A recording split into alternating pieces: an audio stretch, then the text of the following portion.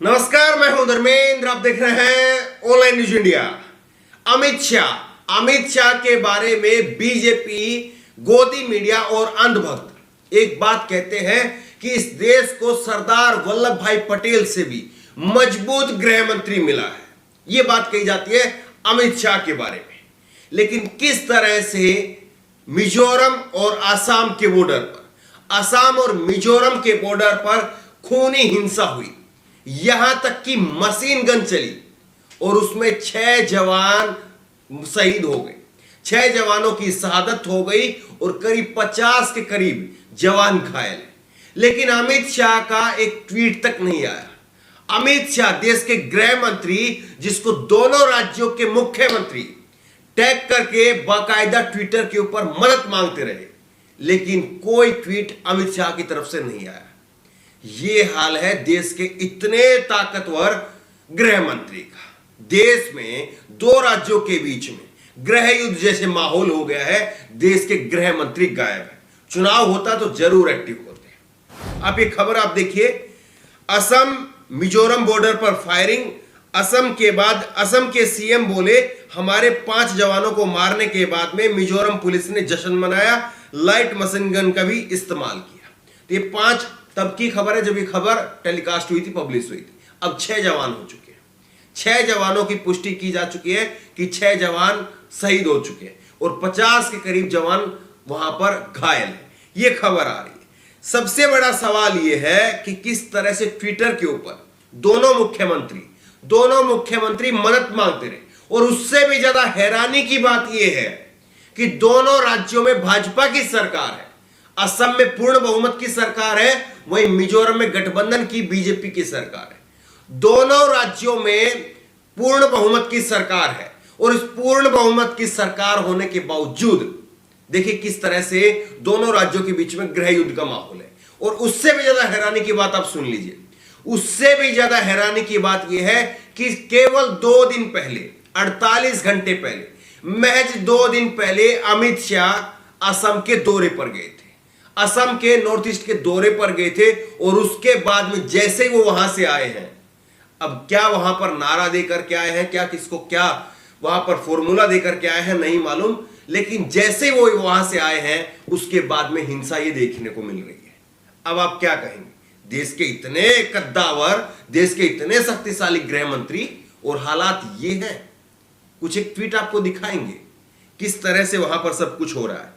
और ट्विटर के ऊपर दोनों मुख्यमंत्री कैसे एक दूसरे को लड़ रहे हैं, कैसे एक दूसरे के साथ लड़ रहे हैं। और सबसे बड़ी बात ये, पीएमओ को टैग कर रहे हैं। पीएमओ के साथ साथ गृह मंत्री को टैग कर रहे हैं। ये खबर आप देखिए ट्विटर पर, मिजोरम वर्सेस असम। ये मिजोरम के मुख्यमंत्री हैं जोरम थांगा मुख्यमंत्री हैं मिजोरम के। और इन्होंने लिखा, अमित शाह की मीटिंग के बाद, देखिए हम नहीं कह रहे, ये मिजोरम के मुख्यमंत्री कह रहे हैं, भाजपा की गठबंधन सरकार के मुख्यमंत्री इस बात को कह रहे हैं। अमित शाह की मीटिंग के बाद आज मिजोरम में असम पुलिस की 2 कंपनी आई और वहां पर मौजूद नागरिकों को पीटा। ये मिजोरम के मुख्यमंत्री कह रहे हैं कि वहां पर अमित शाह की मीटिंग के बाद में असम की तरफ से 2 कंपनी आती हैं और हमारे नागरिकों को पीटा जाता है। ये वहां के मुख्यमंत्री कह रहे हैं और बाकायदा पीएमओ को और गृह मंत्री को, अमित शाह को ट्वीट टैग कर रहे हैं ट्विटर के ऊपर। दूसरी तरफ से हेमंत बिस्व शर्मा है और उन्होंने क्या कहा, कोलासिबिस के एसपी ने कहा कि जब तक हम अपनी पोस्ट से पीछे नहीं हट जाते तब तक उनके नागरिक हिंसा नहीं रोके। तो दोनों मुख्यमंत्री, ये तमाम ट्वीट आप दिन भर देख रहे हैं, ये तमाम ट्वीट दिन भर होते रहे। ये ट्वीट आप देखिए, clear evidence are now beginning of emerge that unfortunately show that Mizoram police has used light machine gun। ये असम के मुख्यमंत्री की तरफ से कहा जा रहा है कि लाइट मशीन गन का इस्तेमाल हुआ है। और ये इन्होंने ट्वीट किया है 26 जुलाई को रात को 10:24 पर। इससे पहले भी इन्होंने ट्वीट किया, 26 जुलाई को शाम को 4:36 पर।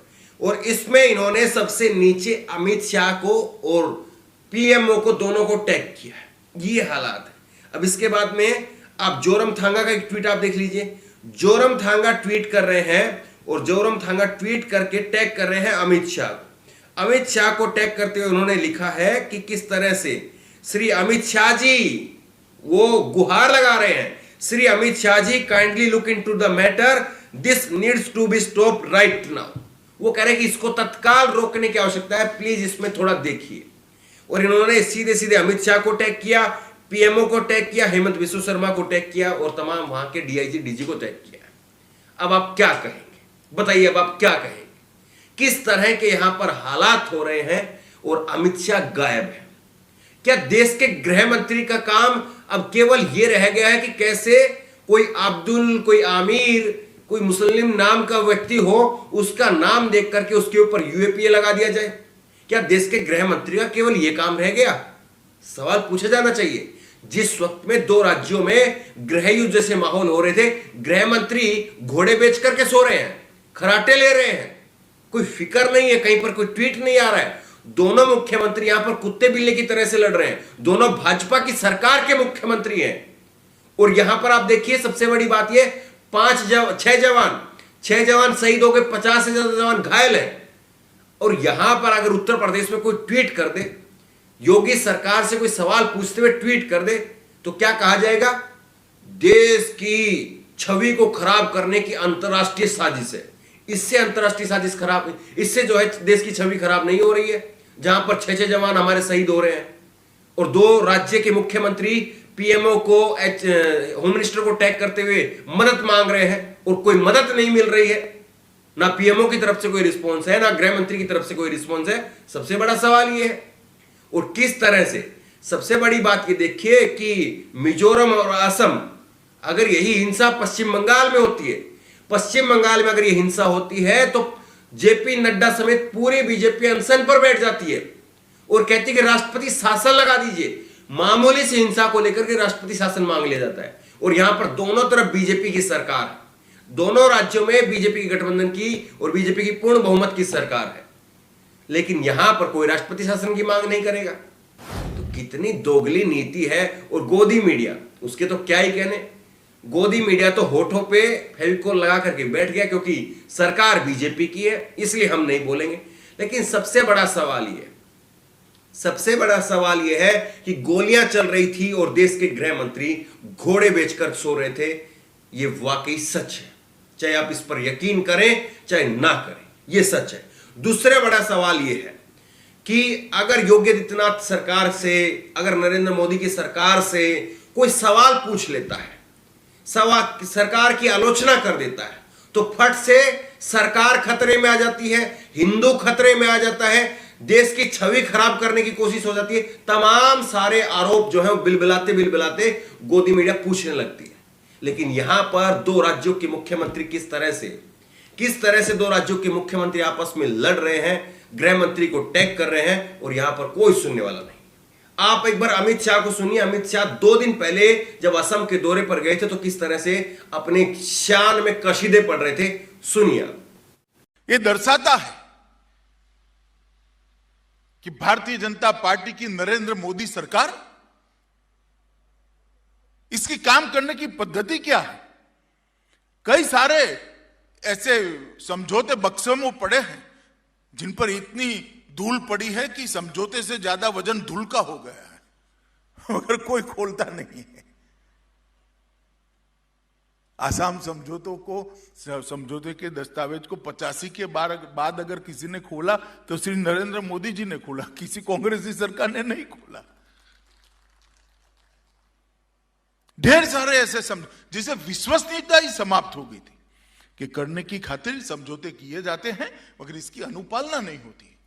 नरेंद्र मोदी जी के समय में सबसे बड़ा सवाल यह है कि यह क्या सच जनता तक पहुंच रहा है?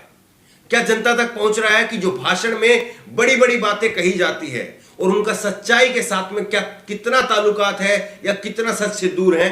क्या ये खबरें जनता तक पहुंच रही हैं? क्या जनता इन खबरों को देख रही है? अगर नहीं देख रही है तो आप दिखाइए, आप ऐसी खबरों को शेयर कीजिए ताकि खबरों के जरिए लोगों को पता चले कि सच्चाई क्या है, 56 इंच की सरकार की सच्चाई क्या है, देश के सबसे मजबूत गृह मंत्री की सच्चाई क्या है, पता चले। इस खबर को लेकर, इस वीडियो को लेकर आपकी जो भी राय हो नीचे कमेंट बॉक्स में अपनी राय जरूर दें और इसी तरह की तमाम खबरों के लिए ऑनलाइन न्यूज नेट सब्सक्राइब करें, साथ में जो बेल आइकन है घंटी उसको जरूर दबाएं ताकि जैसे की वीडियो अपलोड करें उसकी नोटिफिकेशन आपको तुरंत मिल सके। धन्यवाद।